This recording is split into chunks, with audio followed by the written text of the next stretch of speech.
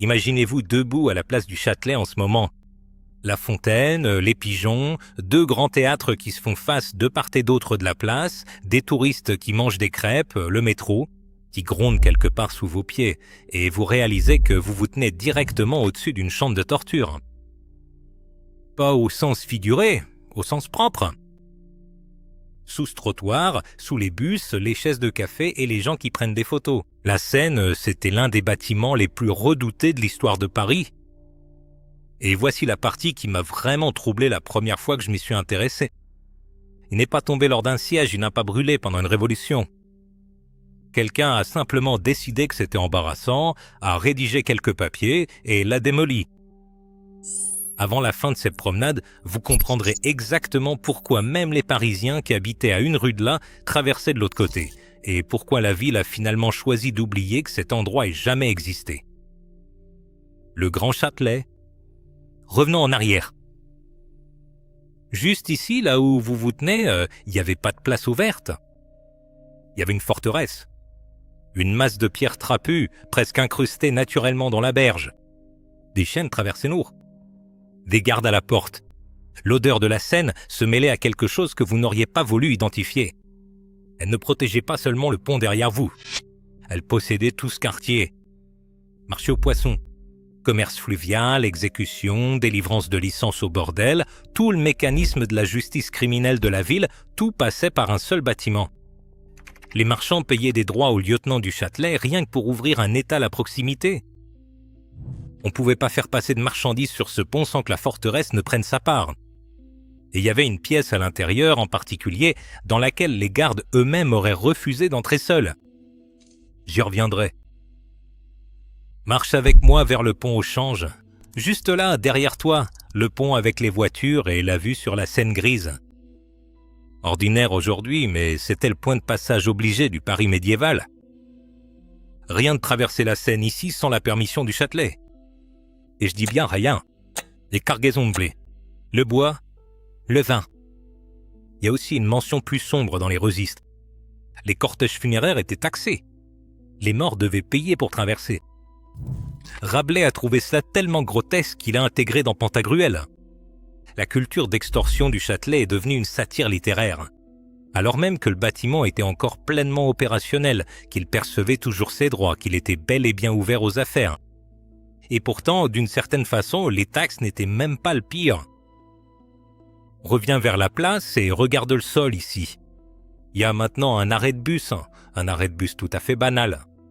En dessous, selon la plupart des récits historiques, se trouvaient les oubliettes qu'on appelait les fosses, des cellules creusées sous la ligne d'eau de la Seine qui étaient inondées à chaque crue.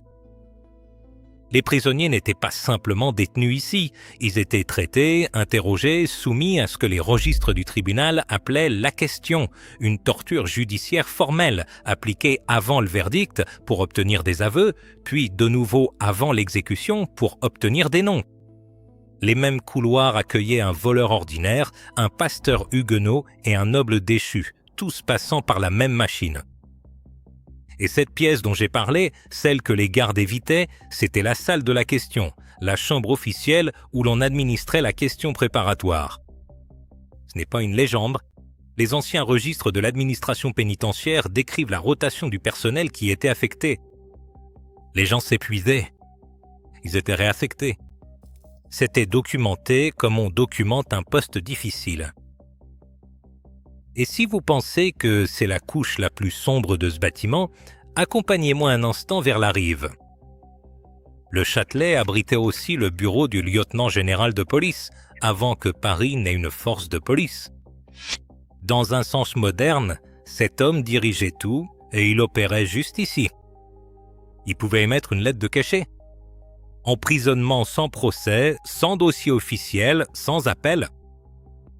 Voltaire est passé sous la juridiction du Châtelet.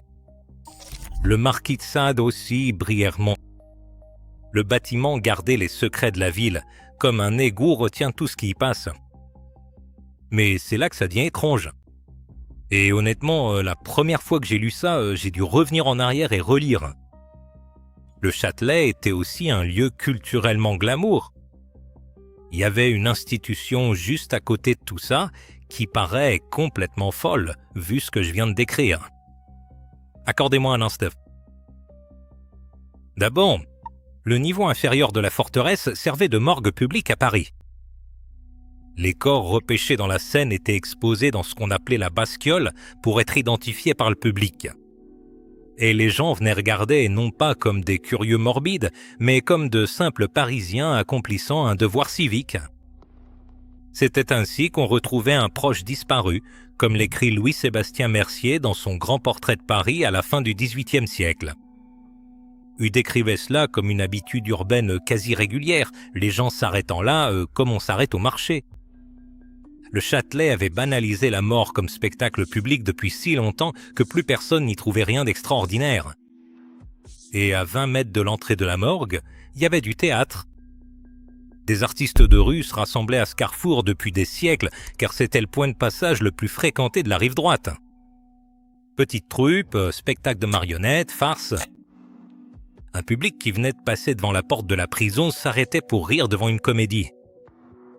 La forteresse et la farce fonctionnaient en même temps, à 20 pas l'une de l'autre. Cette proximité n'avait rien d'ironique pour ceux qui la vivaient, c'était simplement la texture de la ville. Étrangement, c'est ce détail-là que j'ai le plus de mal à intégrer, pas la salle de torture, mais l'idée qu'un spectacle de marionnettes se jouait juste devant et que tout le monde trouvait ça normal. Maintenant, restez immobile un instant et remarquez à quel point cette place est ouverte. Cette ouverture n'est pas d'origine. Le Châtelet était un étranglement. Il comprimait les rues autour de lui, créait un goulot d'étranglement, attirait toute la logique directionnelle de la rive droite vers lui. Le Paris médiéval s'organisait autour de ce bâtiment comme une ville s'organise autour d'une cathédrale ou d'un marché. Les rues convergeaient vers Mi. Le commerce gravitait autour de Mi. Le fait de le supprimer n'a pas seulement changé un bâtiment, cela a modifié la carte gravitationnelle du quartier. Et quelqu'un a décidé de faire exactement cela. La raison officielle, en 1802, sous le consulat de Napoléon, était l'assainissement. Conditions insalubres, structures obsolètes, obstructions, modernisation de la circulation. La paperasse était propre et pragmatique, mais la véritable raison était plus difficile à dire à voix haute. La Révolution avait rendu le nom du Châtelet radioactif. Oui, il était synonyme d'emprisonnement arbitraire par le roi, de lettres de cachet, de tout ce que la Nouvelle-France était censée avoir aboli. Le démolir, c'était faire de la gestion de réputation à coups de pierre et de gravats.